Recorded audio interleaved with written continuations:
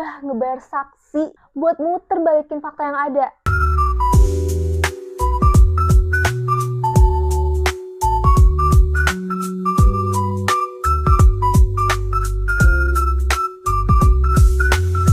Halo teman Via, welcome to my first video on my YouTube channel. Pada kesempatan kali ini, gue mau mereview buku novel fiksi yang pertama kali gue beli di tahun 2025 ini.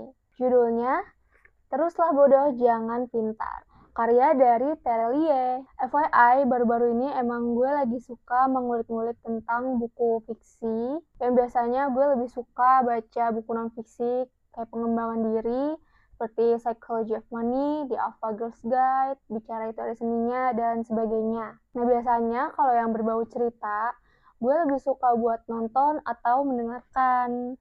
Cuma gue ngerasa kayaknya akhir-akhir ini gue perlu hiburan baru, jadi gue cobalah nyemplung ke dunia novel fiksi. Oke, sebelum gue lanjut review bukunya, jangan lupa buat subscribe, like, dan juga nyalain notifikasinya biar terus update sama video-video terbaru gue ya. Oke, kita lanjut.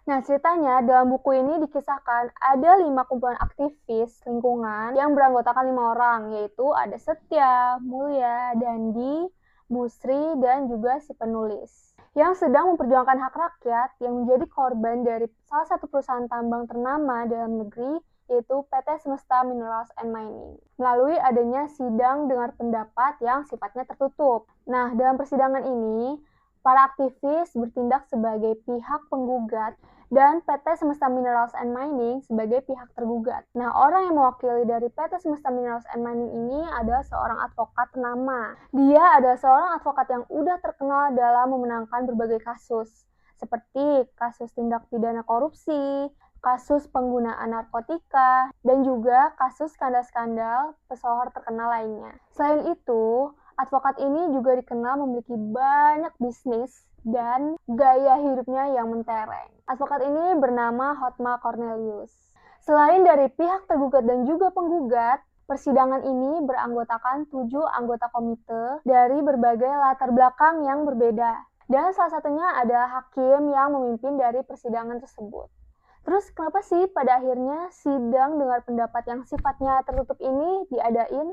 Alkisah diduga PT Semesta Minerals and Mining adalah perusahaan tambang yang dari awal pembukaannya hingga kegiatan operasionalnya telah banyak memberikan dampak negatif ke masyarakat sekitar, baik itu dari segi lingkungan, kesehatan, dan juga kesejahteraan. Bahkan pabrik dari hasil perusahaan tersebut memakan korban jiwa seorang anak kecil yang gak berdosa.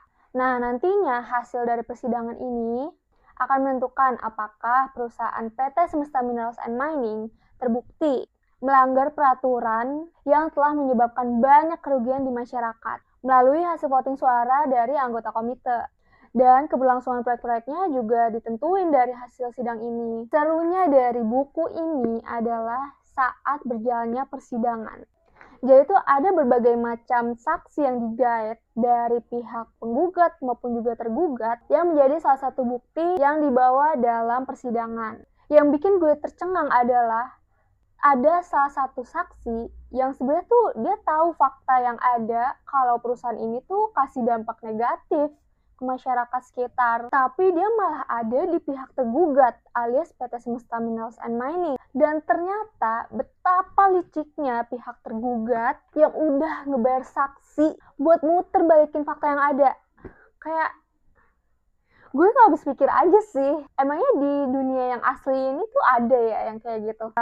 Mungkin cuma di buku aja. Banyak banget cerita-cerita saksi yang ada di buku ini yang bikin gue kesel, terheran-heran, sedih, dan juga haru. Dari buku ini gue juga banyak belajar tentang memperjuangkan kebenaran, keadilan, dan integritas dalam pekerjaan. Selain itu, ending dari buku ini juga bikin gue terkaget-kaget. Yang awalnya sebenarnya gue udah nebak-nebak, tapi kayak ya denial aja. Kayak emang iya ya. Dan ternyata pengenalan setiap tokoh di buku ini juga sangat menarik karena setiap tokohnya punya latar belakang yang berbeda tentunya. Tapi yang gue sayangkan adalah nama asli tokoh si penulis ini gak di-spill secara langsung.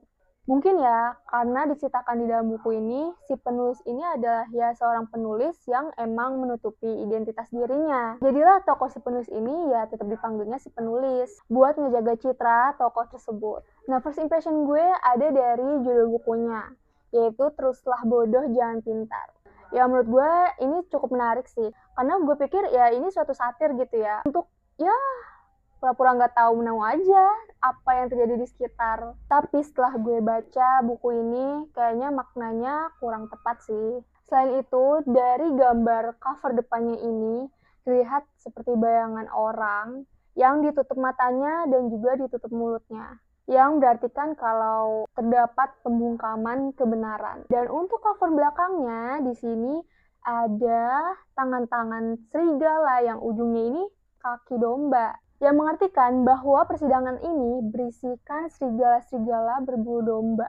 Dan ini juga dijelaskan dari sinopsisnya. Nah, menariknya, gue tuh baru ngeh ya kalau gambar di cover belakang ini ya salah satu hint dari cerita buku ini. Terus kalau misalkan kalian tanya apakah buku ini seru, seru banget. Gue sangat merekomendasikan buku ini buat teman Via yang emang suka genre politik dan hukum.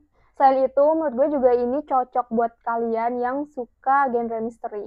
Karena saat baca novel ini, gue sering menerka-nerka aja gitu. Siapa sih sebetulnya dalang dari semua ini? Dan tiap alurnya juga nggak terduga. Oke, sekian review buku Teruslah Bodoh Jangan Pintar dari gue. Makasih banyak buat temen Via yang udah nonton video ini sampai habis. Buat kalian yang udah baca novel ini, boleh juga share pengalaman kalian dan review kalian di kolom komentar. Kira-kira review buku apa lagi ya?